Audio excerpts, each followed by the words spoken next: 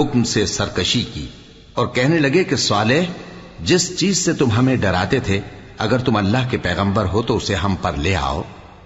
बस उनको जलजले ने आ पकड़ा, सो वो अपने घरों में औंधे पड़े रह गए। फिर सालेह उनसे नाउम्मीद होकर फिरे और कहा कि मेरी कौम, मैंने तुमको अल्लाह का पैगाम पहुंचा दिया और तुम्हारी खैरखाही की, मगर तुम ऐसे हो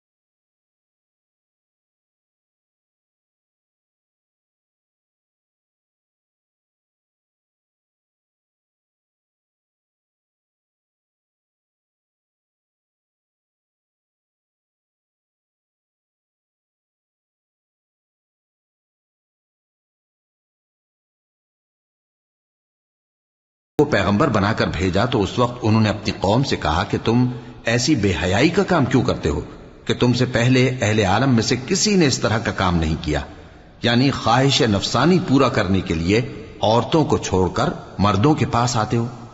हकीकत यह है कि तुम लोग हद से निकल जाने वाले हो। और उन लोगों से उसका जवाब कुछ न बन पड़ा और बोले तो ये बोले कि इन लोगों यानी लूत और उसके घर वालों को अपने गांव से निकाल दो कि ये लोग पाक बनना चाहते हैं। तो हमने उनको और उनके घर वालों को बचा लिया, मगर उनकी बीवी ना बची कि वो पीछे रहने वालों में हो गई, और हमने उन पर पत्थरों की बारिश बरसाई।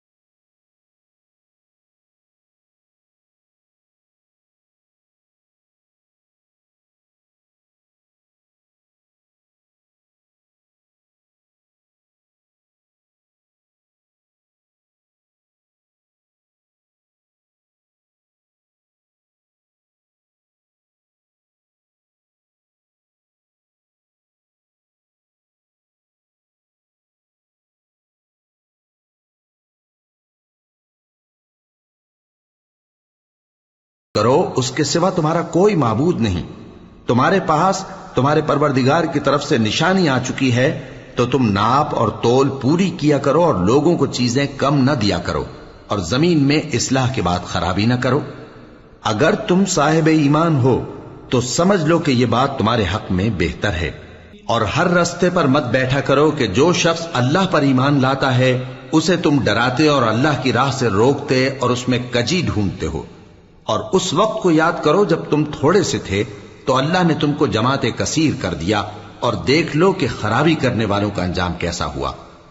और अगर तुम में से एक जमात मेरी रिसालत पर ईमान ले आई है और एक जमात ईमान नहीं लाई तो सब्र किए रहो यहां तक कि अल्लाह हमारे तुम्हारे दरमियान फैसला कर दे, और वो सबसे बेहतर फैसला करने वाला